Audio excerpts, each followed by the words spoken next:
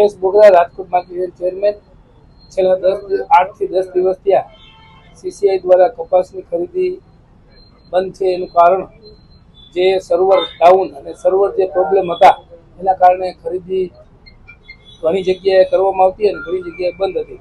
પણ આજથી ખરીદી ચાલુ થઈ ગઈ છે. 70 થી 80% જેટલી સીસીઆઈ દ્વારા ખરીદી પૂર્ણ કરવામાં આવેલ છે.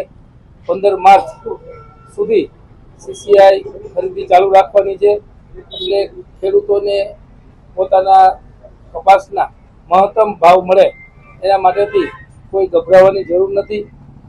સીસીઆઈ દ્વારા અને કેન્દ્ર સરકાર દ્વારા ખેડૂતને કપાસના ભાવ 1494 રૂપિયા આપવામાં આવે છે.